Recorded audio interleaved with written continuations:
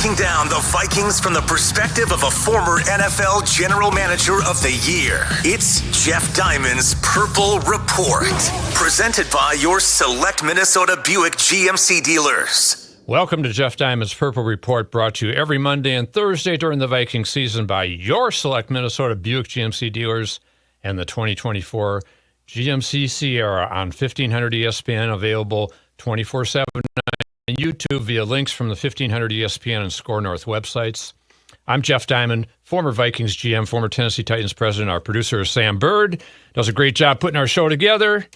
And Sam, Vikings head to Jacksonville with some intrigue surrounding Trevor Lawrence. And will he start a quarterback on Sunday against the Purple? If not, it'll be Mac Jones, the former New England Patriot quarterback, who's the principal backup. The Jaguars did sign C.J. Beathard this week. Maybe that's a telltale sign. However, Doug Peterson, in his media session this week, he's not tipping his hand yet. And the Jaguars are still listing Lawrence as limited in practice. We will see. But the Jaguars have a ton of other injuries, too, to a number of their top starters on offense, including both of their running backs, Bigsby and Etienne.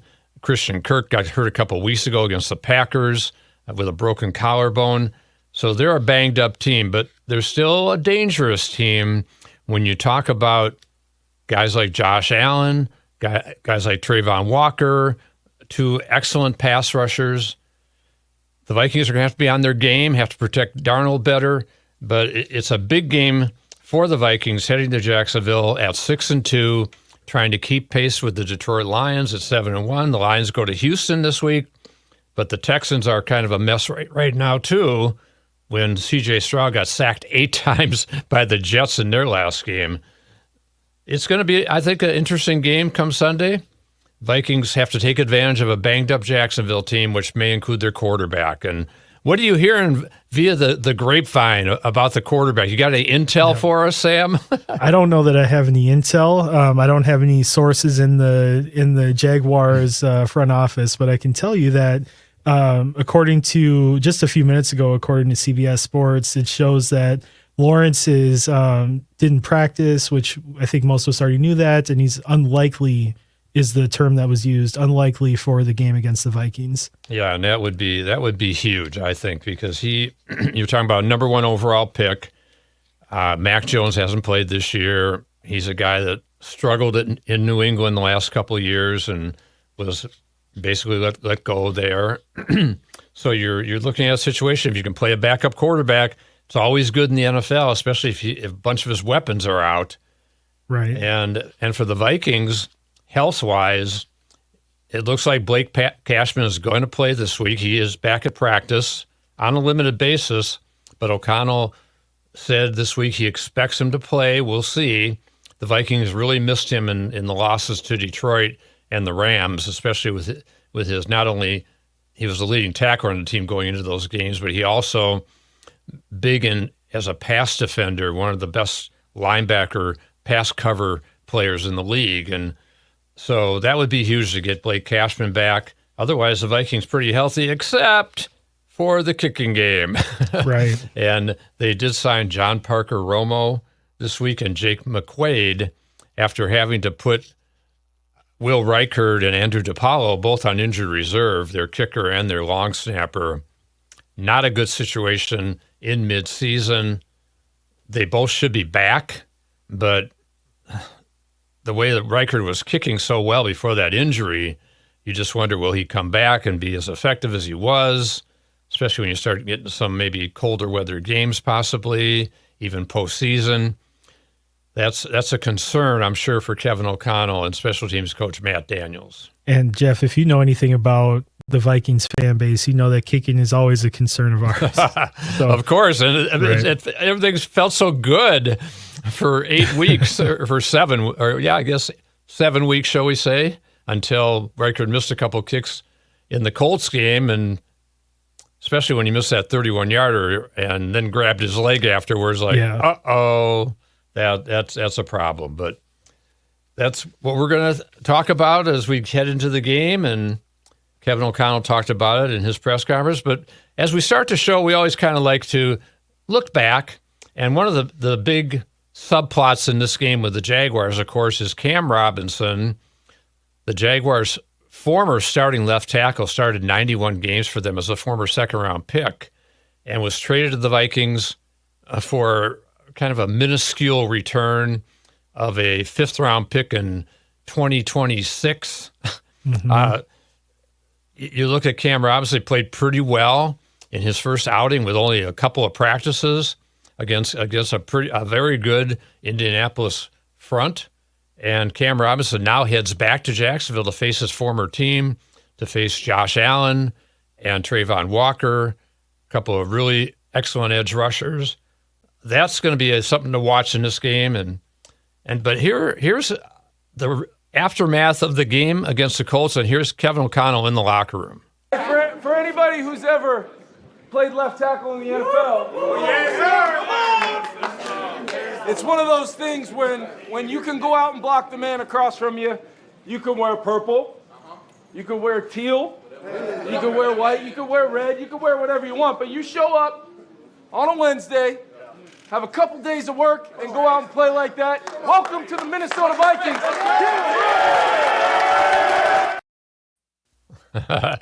That was a fun little moment in the locker room. And here's Kevin O'Connell at his press conference on Wednesday, just talking about the 3-game road trip coming up. Not necessarily a road. It's not like a road trip in baseball where they're on the road or in hockey. They'll come home in between games, but they play at Jacksonville, at Tennessee, a couple of losing teams in the AFC South, and then they go to Chicago, and the Bears are struggling with 2 straight losses. So it's 3 games on the road in a row, which I would call all winnable games at this point in time.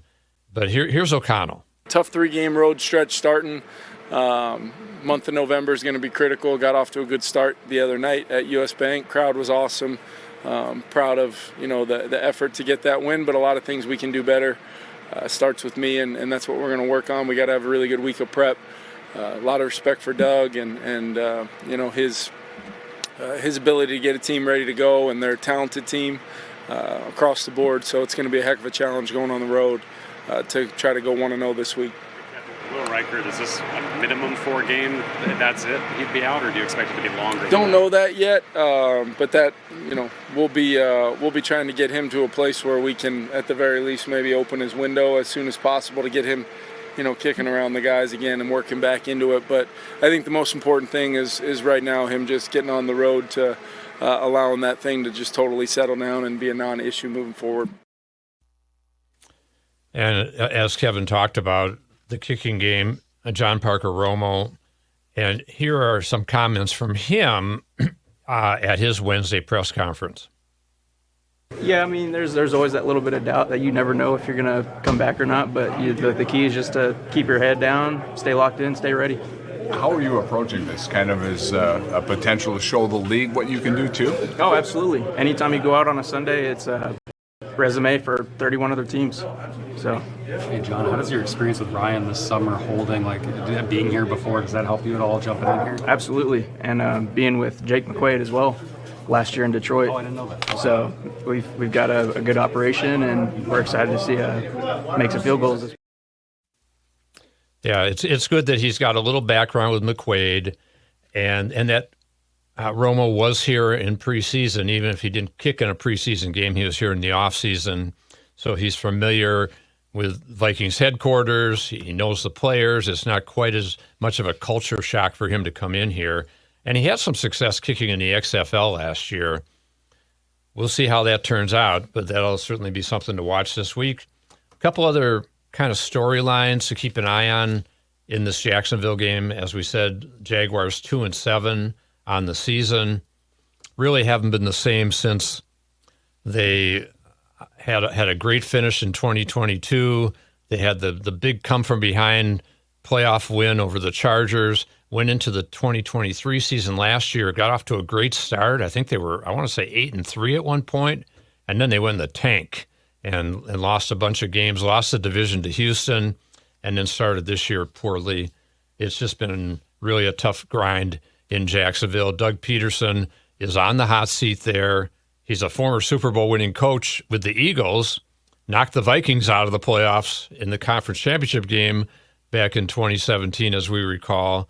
But he's definitely on the hot seat in Philly, or in Jacksonville now, after he was on the hot seat in Philly. And Doug Peterson talked about facing the Vikings this week. By the way, thanks for that reminder, Jeff. I'm sorry. I know for him coming back, we'll probably feel a little bit awkward, I guess. But listen, he's a pro. He's going to do everything he can to get himself ready to play. He'll be excited, to play. What stands out about Minnesota's defense and just what they throw at? I think Coach Florey's just done a great job with the personnel there. He's found roles for their guys. It's a multiple front, disguise defense. They're going to keep, the lid on it. They're not going to, let a lot of explosive passes, which I think was a year ago, was part of the issue there. But they've done a great job. I think just moving guys around on defense, and they got veteran guys in spots that are leaders there. That's a physical group, and it's another tough challenge for offense. We're going to hear more from some Vikings, from Aaron Jones, Jonathan Grenard, look at a couple of Jaguars highlights. But first, let's talk about our great sponsor, the Select Minnesota Buick GMC dealers. There are trucks, then there's the truck, GMC Sierra, with available features like the V8 engine, the ultimate luxury interior, and of course, the available world's first 6-function multi-pro tailgate. GMC Sierra, not just any truck, the truck. GMC's continued commitment to professional-grade engineering is on full display at your Select Minnesota GMC dealers. Stop by and choose from our wide selection of colors, models, and trim levels. Our friendly sales professionals are ready to work with you so you drive home happy with not just any deal, the deal. So come take a test drive today. We are professional-grade GMC. Well-qualified buyers get 0% APR on 2024 GMC Sierra light-duty models. See your Select Minnesota GMC dealers today. Length of contract limited. Some customers will not qualify. Not available with lease and some other offers. Take new retail delivery by 12/2/24. As we said, the quarterback situation is going to be a big story this week, as it was last week with Joe Flacco replacing Anthony Richardson. Apparently, the Vikings are drawing these big national quarterback stories, and this week it's Trevor Lawrence and his left shoulder problem. Will he face the Vikings on Sunday in Jacksonville? We will see. Looking at a couple other big keys to the game, the Jaguars' defense ranks 31st in the league. So you would think that the Vikings will have an opportunity offensively to jump out. Sam Darnold's got to be more careful with the ball. We know that. A couple bad interceptions last week, but also some great production in that game with the 3 touchdown passes. I think a big key is jump out to a lead, kind of takes the crowd out of it. The Jacksonville crowd is certainly not as fearsome as so many around the league anyway, but the Vikings moved the ball in the first half against the Colts, just couldn't score.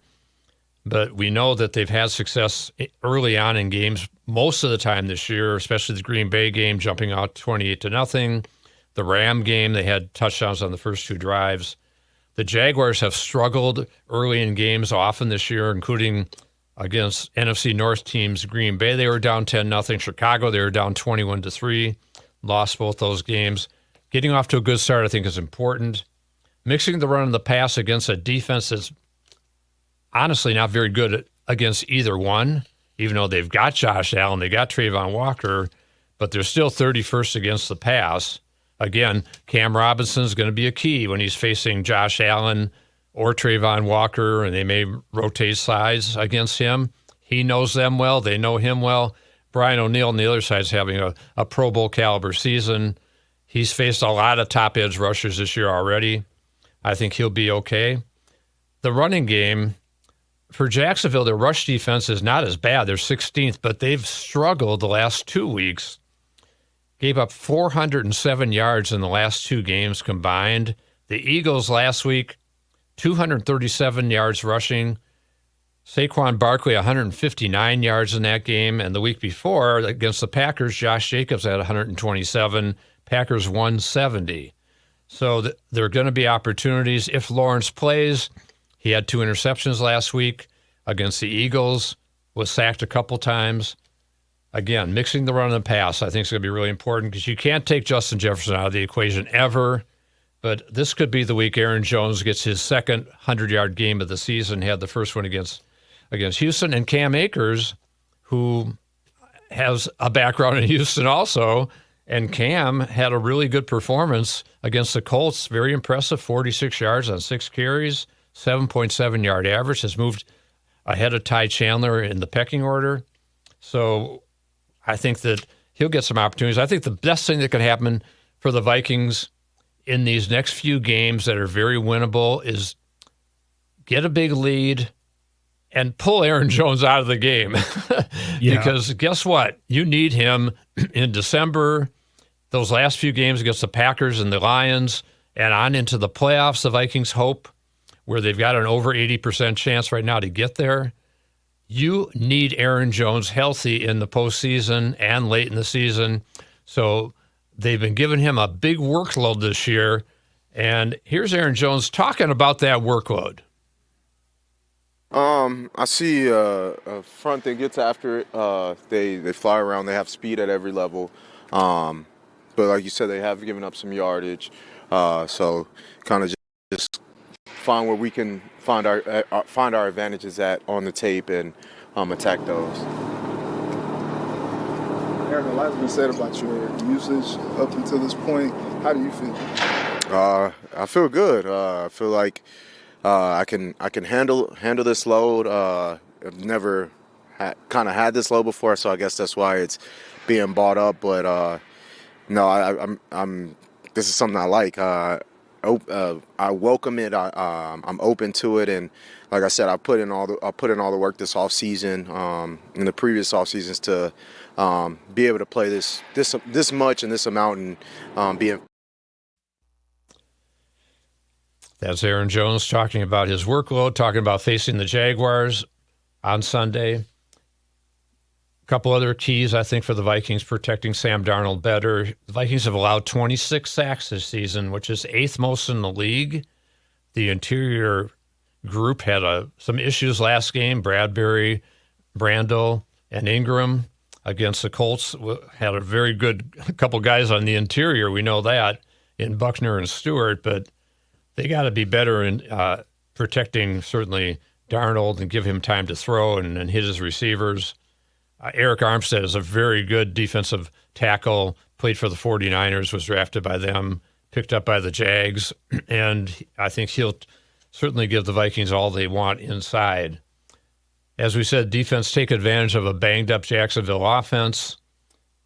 Certainly Cashman coming back will help. Stopping the run, make Jacksonville one-dimensional, whether you're facing Lawrence, who is having just an up-and-down season. He's ranked 23rd in passer rating, 11 touchdowns, 6 interceptions, but has had some struggles. And part of that, of course, is that some of his best receivers have been missing time. Brian Thomas leads all rookie receivers with 595 receiving yards, but he got banged up in the Philadelphia game with his chest. Only had 2 catches in that game. So he's another guy to keep an eye on. Gabe Davis, another starting receiver, has been dealing with some issues too. So again, Jacksonville banged up. Stop the run. Walker Little has taken over at left tackle for Cam Robinson, and not very highly rated tackle, even though he was a fairly high draft choice, but he has struggled. I think that sets up Jonathan Grenard for a big day, and he had 2 sacks against the Colts, has 7 on the season now, ranked 6th in the NFL. Jonathan Grenard talked at his press conference about his season and facing the Jacksonville. Just being fast, physical, and have that swagger about us. I think that when we playing with that type of energy and that type of confidence, and it shows on tape, I think that's demoralizing for opponents. They see that we play together really well. We love to see each other make plays. We love to see everybody else make the plays. So on top of you have that energy, and then obviously our game plan and our scheme, that just makes it that much more intimidating because we're confident in what we're doing and obviously selfless at the same time. So that means that we're all willing to do the dirty work, whoever has to do it. That's Jonathan Grenard having a Pro Bowl caliber season, has been huge as a free agent signing for the Vikings, along with Andrew Van Ginkel, Blake Cashman, Stephon Gilmore, I think, played better last week after a couple of shaky weeks, and Shaq Griffin, too. Great free agent crop on defense for the Vikings this year, Tillery up front, and helped stop the run with Harrison Phillips. They did a great job on Jonathan Taylor last week, and now they need to stop the run this week against Bigsby and ATN for Jacksonville. Another key, Sam, win the turnover battle. As we've talked about, the Vikings come in +4, Jacksonville -7, one of the worst ranks in the league. Wow. And they've only got 5 takeaways, the worst in the league this year. The Vikings, second in the league in takeaways with 17, lead the league in interceptions with 13. So those are some of the numbers to think about. If the Vikings can parlay that turnover advantage this season into a Sunday advantage, that'll be big towards the win. Special teams are going to be very important with the new kicker, new snapper, and Ryan Wright has a challenge facing Parker Washington, an excellent punt returner, 24-yard average, and has a 96-yard return for a touchdown in the Jaguars' win over the Patriots in London. So got to be careful with him. Kick it to the sidelines or kick it high and make him have a fair catch. And they got a pretty good, and Bigsby is a good kickoff returner. So can Romo get the ball to the end zone as well as Riker did? That's a question mark. Control the penalties. The penalties were better last week. No pre-snap, but now they're going on the road. So we'll see if that can carry over to this week if the Vikings can continue to do that. Let's look at a couple of Jacksonville highlights and get a feel for them. Here's last Sunday, and talking about their problems on run defense. They faced Saquon Barkley, had a big game. Here's Saquon's race to the pylon for a touchdown. 3rd down and 17. They'll run it with Barkley. Barkley at the 10, 5, touchdown! And Sam, I know you wanted to play that little clip about Saquon Barkley's little back, whatever. What do you call it? Back jump hurdle, or something? Reverse hurdle. It's one of the best plays of the year. It's it was probably crazy. One of the best Let's look at that just for fun. Yeah. Hurts has time. Now locates Barkley out of the backfield. Barkley slips 2 tackles and picks up the first down, jumping up in the air to the 30. A gain of 14 for Barkley with some nifty moves along the way. Tiki, you're right. What is that? Bro, he turned around. Talk about demoralizing for a defense. They asked Aaron Jones about that. He said, I don't know. I'm going to make that move. But that was quite a play by a very talented player in Saquon Barkley. In that game against Philly, we talked about Brian Thomas. Here's a conversion on 4th and 13 from Trevor Lawrence. Lawrence has a wide open man, and he's got the first down.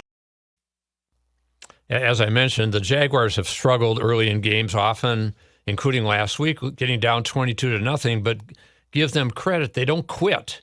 And they made a game out of that game with the Eagles, ended up 28-23. Yeah. And the game basically ended on Lawrence throwing an interception into the end zone. So Jacksonville is driving towards a possible victory against the Eagles, who are 6-2.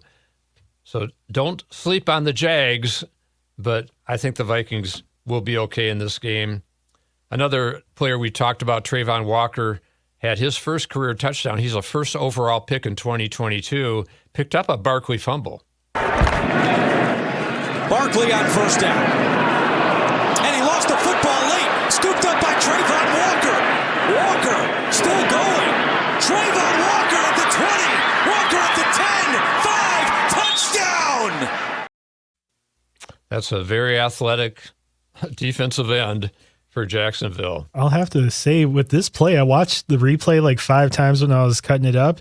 I don't know how that was a fumble. I mean, I maybe I missed the replay or the slow motion or something, but Barkley looked about as down as you could get. So yeah, it sure looked like that, but the ball did squirt out, and as they say, hang on to the ball. Yep. So we're gonna come back. Sam and I are gonna make our picks for the game. I think we kind of already tipped our hand, or I did, and then we're gonna talk about some big games around the league, including that Detroit-Houston game.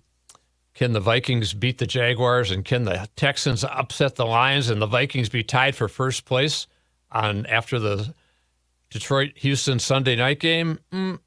Probably not for Detroit to lose, but we'll see. But before we get to that, let's hear from our great sponsor, the Select Minnesota Buick GMC dealers. There are trucks, then there's the truck, GMC Sierra, with available features like the V8 engine, the ultimate luxury interior, and of course, the available world's first 6-function multi-pro tailgate. GMC Sierra, not just any truck, the truck. GMC's continued commitment to professional-grade engineering is on full display at your local GMC dealer.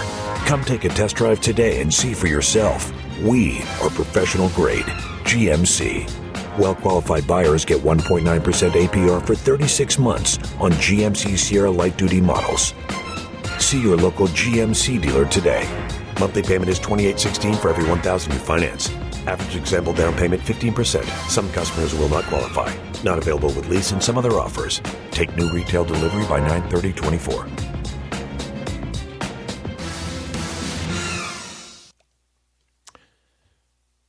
Okay, Sam, we're going to make our picks of the Vikings at Jacksonville. Vikings 6-2, Jacksonville 2-7.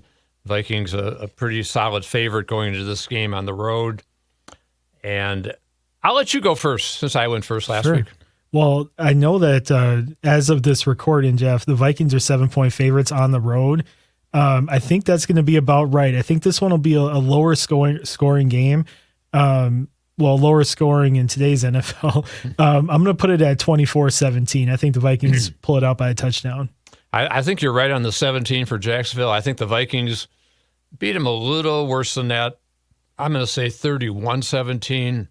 Okay. Especially if Lawrence, whether he starts or if he doesn't finish the game, or if he's struggling with that shoulder issue, we'll see. And there's a good chance if the Vikings take him down a couple times, Grenard, Van Ginkel, that they could even knock him out of the game. But sounds like there's a decent chance he may not play. I like the Vikings in this game. I just think they should be able to move the ball well against that Jacksonville suspect defense. Mm-hmm. And the turnover thing, I think, is the big thing that Jacksonville, not forcing takeaways, having a lot of giveaways. But the Vikings have to protect the ball, too. They've got 13 giveaways this year, which is 5th most in the league. And so that's something going forward that they have to be concerned about, too, and I'm sure Kevin O'Connell is. So we both like the Vikings to get to 7-2 and then head to Tennessee next week. In the NFC North, we mentioned the Lions are at the Texans. Battle of division leaders, but kind of teams going in a little different directions. Detroit's rolling with 6 straight wins.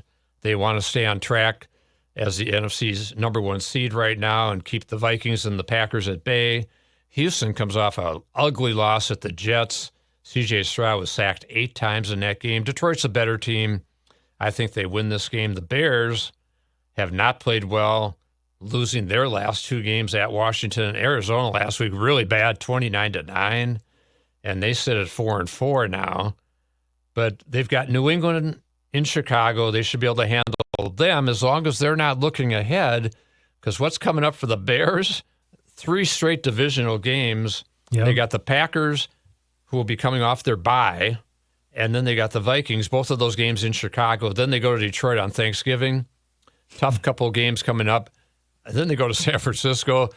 The Bears, I think, are going to be in trouble here if they aren't already.